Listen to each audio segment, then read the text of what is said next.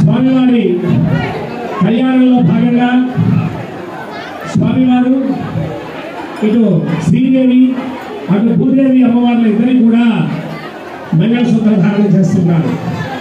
కళ్యాణాలు సంవత్సరాల తరబడి జరుగుతున్నాయి. మనకు తెలిసి 13వ శతాబ్దం నుంచి ఆలయ శాసనాలు తెలుస్తూ ఉంటే దాదాపుగా ఒక 800 సంవత్సరాల నుంచి కూడా స్వామివారి కళ్యాణాలు జరుగుతుంటాయి. ఆయన ప్రతి సంవత్సరం కడుతూనే ఉంటారు. ఏమిటి మనం ఒకసారి కదా వివాహం చేసుకునేది, ఆయన ప్రతి సంవత్సరం ఎందుకు కడతాడు అని చెప్పి అందరూ కూడా అనుమానం రావచ్చు. స్వామివారి కోసమా కళ్యాణం, అర్చకుల కోసమా, మనందరం చూడటం కోసమా? దేనికి కళ్యాణం? భగవత్ కైంకర్యము అంటే మంత్రంలో వస్తుంది. మనకు వివాహం చేసేటప్పుడు చెప్తారు, మాంగళ్యం తంతునానేనా మమ జీవన హేతునా కంటే పద్నామి శుభకే మమ జీవ శరదాంశతం. నా కోసరం, నా జీవిత గమనం కోసరం 3 సంవత్సరాల వైవాహిక జీవితాన్ని సాగించి సంతానాన్ని పొంది సుఖంగా ఏకం న ప్రయాణించా అని శాస్త్రం చదువుతున్నాడు. వివాహం ఎందుకు చేసుకోవాలి హిందూ సాంప్రదాయంలో అంటే ఏకం న ఒకటి జీవిత ప్రయాణం చేయలేదు. ఇద్దరు కలిస్తే కానీ జీవన ప్రమాణం సాగదు. దాంట్లో సజాతి వాళ్ళు ఇద్దరు కలిసినా కూడా కష్టమే. శారీరక ధర్మాలు సంతానాన్ని పొందితే కానీ ఆ జీవితానికి ముక్తి కలదన్నమాట. అందుకని ఒక స్త్రీ ఒక పురుషుడు కలిసి జీవించేటువంటి విధానమే వివాహం. స్వామివారు ఎందుకు చేస్తారు? ఒక తల్లిదండ్రులు కలిసి జీవించాలి. ఎవరి కోసం? పిల్లల కోసం. అంతే కదా, వాళ్ళు తగులాడుకోకుండా మంచిగా జీవనం సాగించాలి, వాళ్ళు కలిసి ఉండాలి. అక్కడే భగవంతుడు కూడా ఆయన చెప్తాడు, మాంగళ్యం తంతునానేనా లోకరక్షణ హేతున కంటే పద్నామి శుభకే లోక జీవ శరదాంశతం. లోకం కోసం సర్వేషాం శ్రీరామ్ జన్మ జన్మని సువాసిని జన్మ ప్రాప్త్యర్థం. ఇక్కడ ఉన్నటువంటి ఈ పరిసర గ్రామాలు, ఈ విశ్వంలో ఉన్నటువంటి స్త్రీలంతా కూడా జన్మ జన్మలు సువాసిని జన్మ అంటే పసుపు కుంకాలతో కలగలా ఉండేటట్లుగా, అందుకోసం నేను ఈ అమ్మవారి మెళ్ళో ఇద్దరి మెళ్ళో మంగళసూత్ర ధారణ చేస్తున్నాను అని చెప్పి మనం ఇప్పుడు ఆ మంగళసూత్ర ధారణ మంత్రాలు చెప్పుకోవడం జరుగుతుంది.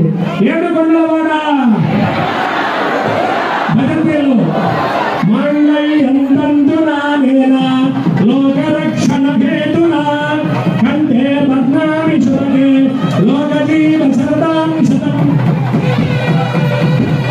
మాంగళ్యం తంతునానేనా లోకరక్షణ హేతునా కంటే పద్నామి శుభకే లోక జీవ శరదాంశతం. మాంగళ్యధారణ ముహూర్త శుభ ముహూర్తో అస్తు సుప్రతిష్ఠితమస్తు. ఓం మాంగళ్యం తంతునానేనా లోకరక్షణ హేతునా కంఠే పద్నామి శుభకే లోక జీవ శరదాంశతం. మాంగళ్యధారణ ముహూర్త శుభ ముహూర్తో అస్తు సుప్రతిష్ఠితమస్తు. మాంగళ్యం తంతునానేనా లోకరక్షణ హేతునా కంఠే పద్నామి శుభకే లోక జీవ శరదాంశతం. మాంగళ్యధారణ ముహూర్త శుభ ముహూర్తో అస్తు సుప్రతిష్ఠితమస్తు.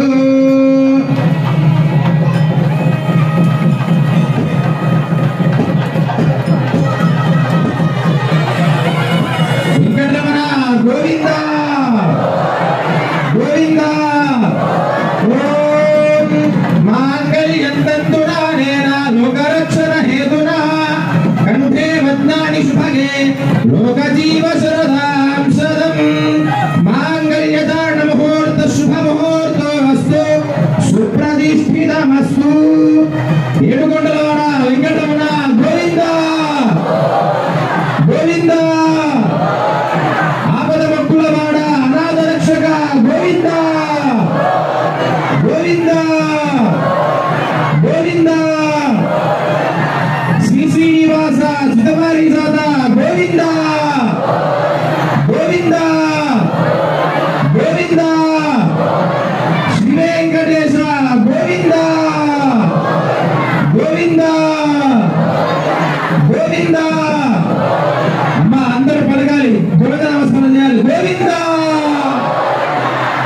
మాంగళ్య ధారణ జరిగింది, యజ్ఞోపవీత ధారణ జరిగింది.